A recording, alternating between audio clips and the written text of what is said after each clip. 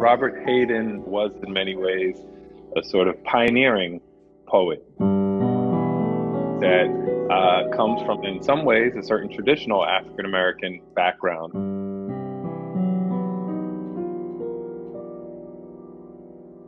Grows up in Detroit. On one hand, he's raised Baptist, but then, right, as an adult, he and his wife join a smaller, if you will, a new religious tradition, the Baha'i faith, the American Baha'i community, which is not something that is typically understood as part of the African-American tradition.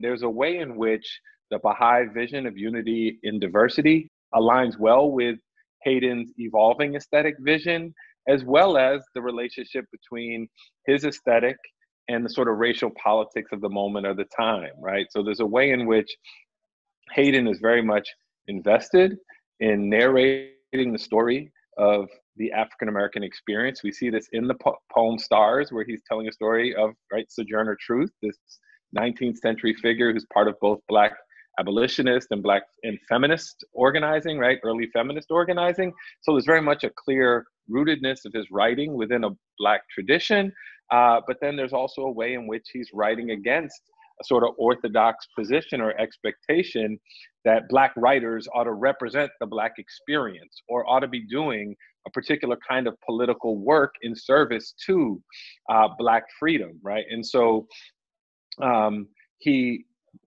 by, sort of following a spiritual journey into a tradition that's not identified as sort of part of the Black Protestant majority, he's also at that moment appealing to an aesthetic or a modernist universalist vision. He not alone, other writers are doing this at the time as well, that would seem to also, if not critique, broaden the expectation that Black writers ought to just focus on what are perceived to be racial themes, right? The sort of, he's resisting a particular configuration that would oppose the racial to the universal, and in fact insisting that, right, the Black experience is the stuff of the universal.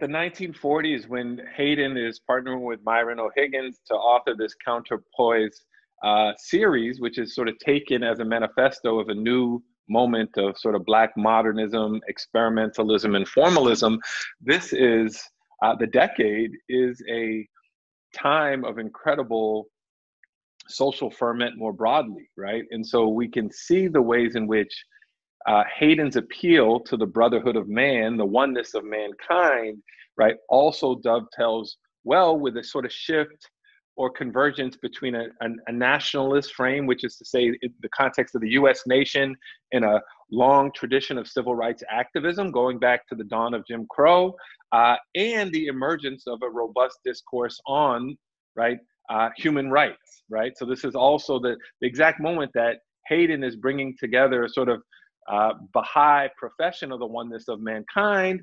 We see the Universal Declaration of Human Rights theorizing, right, this idea of a brotherhood of humanity as a sort of mandate for the formation of the UN as well, right? So there's a sort of connection between a national sensibility that was long apparent both in American politics and Black politics that is dovetailing in the aftermath of World War II with a growing international sentiment. So, right, so within Black politics, you see what is known as the double V, the double victory campaign, that is, right, arguing against Jim Crow in the context of the United States and fascism abroad.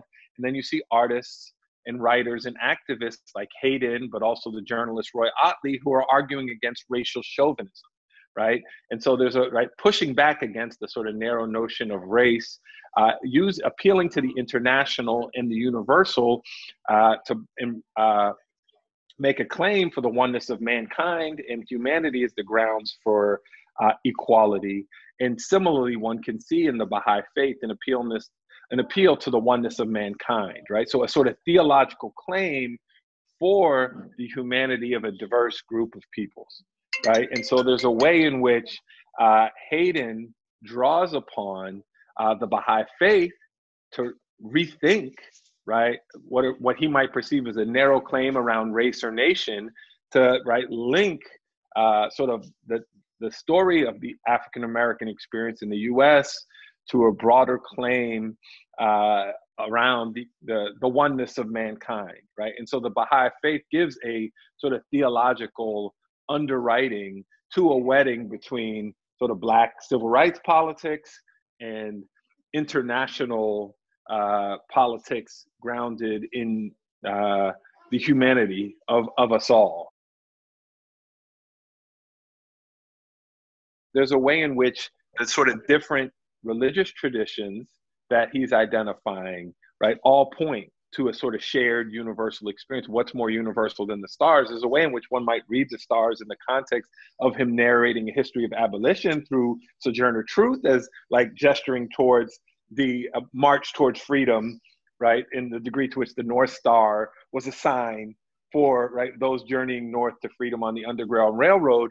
But there's a way in which, and that like is a perfect example, right? The stars have a particular kind of resonance within a story of a Black journey to freedom, but then within the context of the Baha'i faith, what is more indicative, right? A whole host of religious traditions read the stars in different kinds of ways, but the sort of shared universality of the stars as representative of a cosmos, of the universe, of even something greater than the category of the human, right? Which I think makes perfect sense that Hayden might appeal to the stars generally, and then to specific, right, formations within the poem as indicative of what the Baha'i faith is gesturing us towards, right? That sort of the impositions of various human categories all point us towards, right, a sort of shared universal divine reality, right? So in that context, right, while Baha'i claims a certain universality, it is itself one tradition that is making a claim about the relationship between a whole host of traditions and a singular sort of reality. We can look to obvious, say, religious themes or racial themes in his work, but then, right, when we move alongside thinking about what literally is being said, we want to call attention to the formal qualities of this, right? What and how it's being said. Where are we being led through the rhythms, the cadence, the actual structures of the verse as they appear on page? And I think important to keep in mind is how we might imagine what appears on page being performed, rehearsed in the context of community, right? So where is the structure of the verse on the page leading an audience or a congregation? And I think this is also central, right, to Hayden's pushing back against the sort of racial chauvinism that assumes a particular thematic quality and content to African-American literary, cultural, artistic expression, right, that foregrounds content over against the form. And so part of the experimentalism is also an emphasis on the forms of African-American poetry. And so I think when we think about this, especially in the context of a religious register, there's a longer tradition going back again to the 20s and what have you in the aftermath of the sort of what is described as a spiritual crisis occasioned by World War I, where, right, in light of a crisis of moral authority within the church, right, within the sort of emergence of modernism, there's a broader turn to the arts as a site of a novel form of spiritual authority.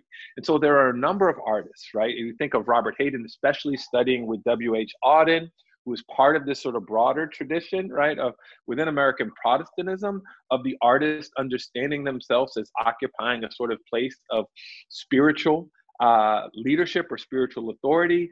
We can think about this within sort of someone who's also writing at the time, who, right, is earlier a figure like Richard Wright, who in the 1940s is, right, arguably the most popular Black writer of the time, who in his blueprint for Negro writing in the 1930s, with a clear sort of linking of race to Marxism and the leftists, is claiming that basically Black writers ought to replace Black preachers.